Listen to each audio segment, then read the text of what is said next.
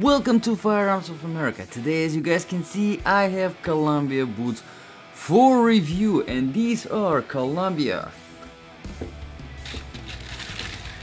with a weird name, Gunnison II Omni-Heat.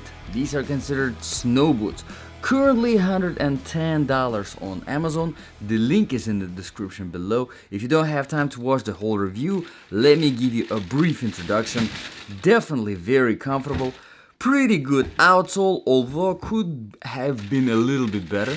We will talk about it in detail in the outsole section. Overall, very good comfort. That's probably one of the main things that I'm impressed in this boot is the comfort level.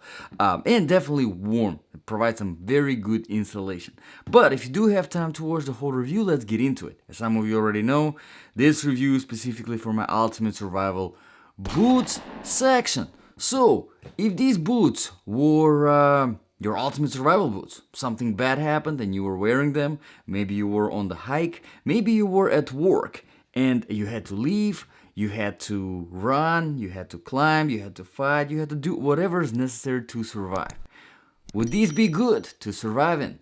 And how do we make the judgment? We make the judgment based on 8 different criteria. Let's begin. Criterion number 1. Comfort level, of course, one of the important ones. And in order to test the comfort level of all the boots that I review on this channel, I do a 3-mile run, and then a 5-mile walk, and then a total wear time. I continue wearing the boots for 7 to 8 hours, so the total wear time is about 8 hours, 7-8 hours. And like I said, these boots are definitely very comfortable, and there are a few factors that contribute to this comfort level. First of all, of course, is the weight. Now, this is a full-size boot with the insulation, with the waterproofing, so you would expect it to be on the heavier side. And they are only 19.9, 8. Wow, they just dropped in weight. 19.8, which, let me tell you, is very impressive for a full-size boot that is waterproof, that has the insulation, 200 grams of insulation.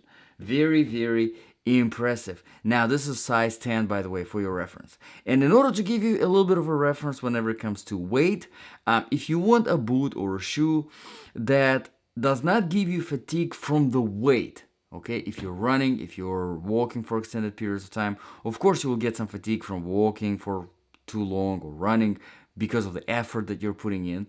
But from the weight of the stuff that you're wearing on your feet, right?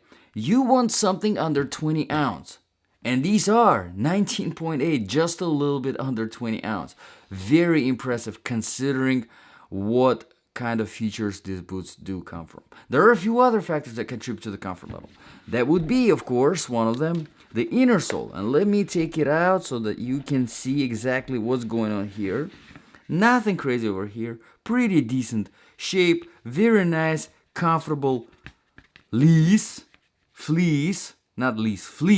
jeez, on this inner sole. Not much of the padding, but overall it does a pretty good job. And of course, because we do have our little layer of insulation, you do have a little bit of padding there as well. Speaking of the insulation, usually I do like comfort level of insulated boots way more than anything else because of this very nice padding that insulation itself provides. Very nice, very soft throughout the whole boot, including inside of the toe box, which is very important. A lot of times I see manufacturers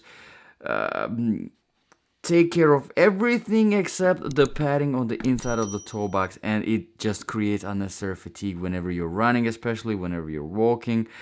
Here, this is not the case. This is all nicely insulated. And of course, we do have the flexibility of the bottom sole, which is extremely flexible. Surprisingly, I was very surprised to see how flexible this is, because it is very thick. It does provide a good amount of protection, which we'll talk about later. So I thought it will be pretty stiff considering how thick it is. But nope, it's actually very nice and flexible. Alrighty, so excellent job whenever it comes to the comfort level on the Columbia side. Let's move on to the criteria number 2, proofing and protection. Now, like I said, these are waterproof boots, nothing fancy, not Gore-Tex. These are insulated, 200 grams of insulation, so you have that. And of course, you do have your very nice material, a little bit of reinforcement, extra fabric going over here at the toe. You do have, of course, all the padding for your ankles, and of course, the heel is reinforced.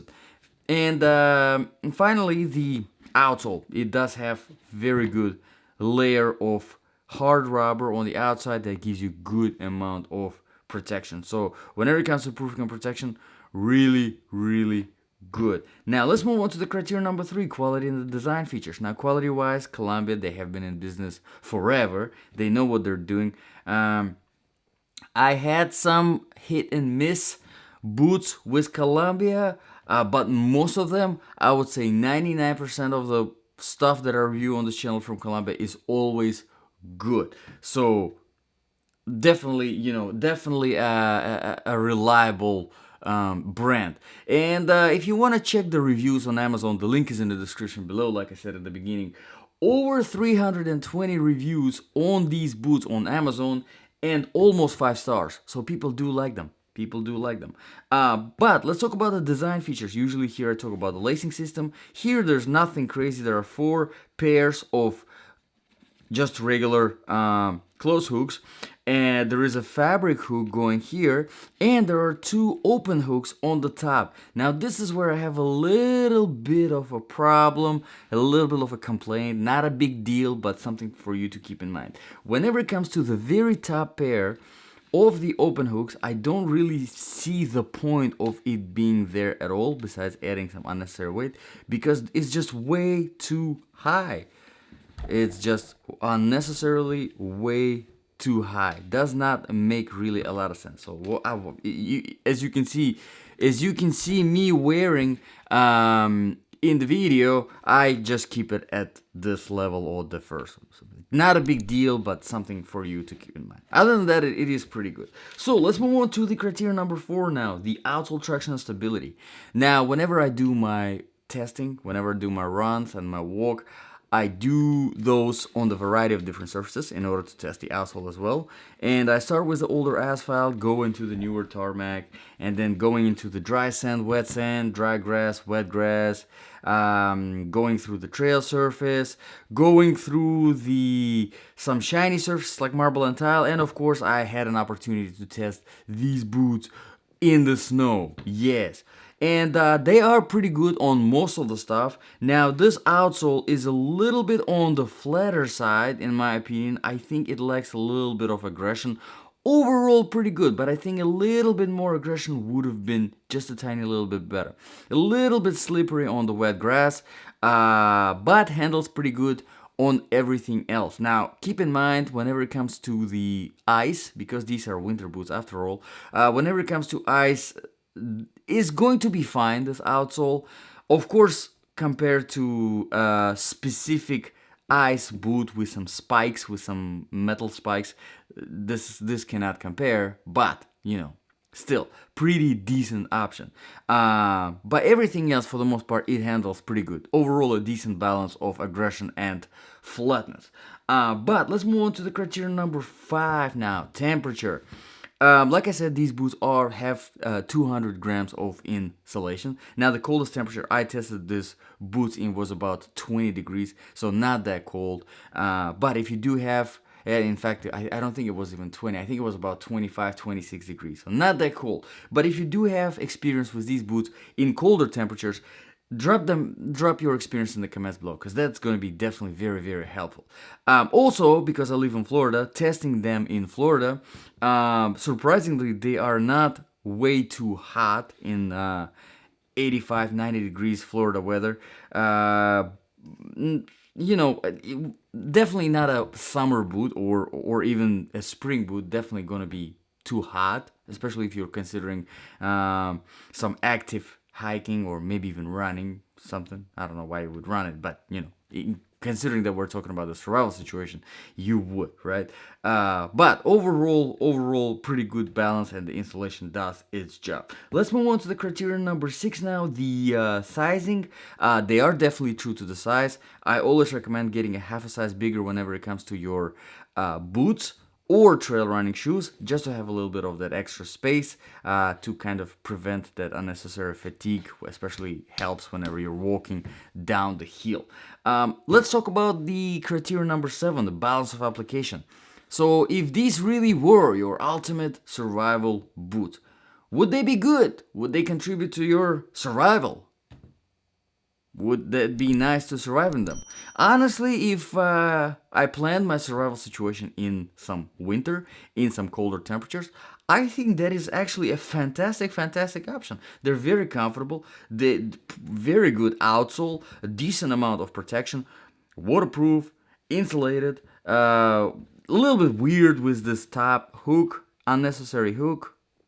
Not a big deal, but just something to keep in mind.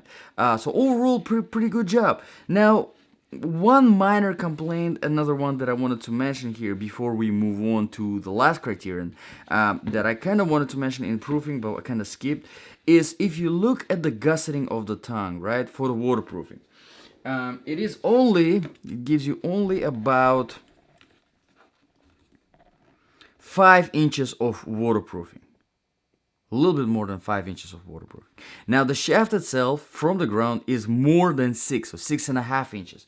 So Columbia kind of neglected the whole 1.5 inch of waterproofing that they could have extra added to this boot by just not bringing the gusseting a little bit higher up the shaft. I'm not sure, just not a huge deal. I mean, 5.5 inches of waterproofing is still pretty good, but of course would have been better if it was more, right? So keep that in mind, just a little thing. But the very last criterion here is the price, of course. Like I said in the beginning, the price is currently $110 on Amazon. The link is in the description below. Now, I think $110 is unbelievably fantastic value for everything these boots have to offer.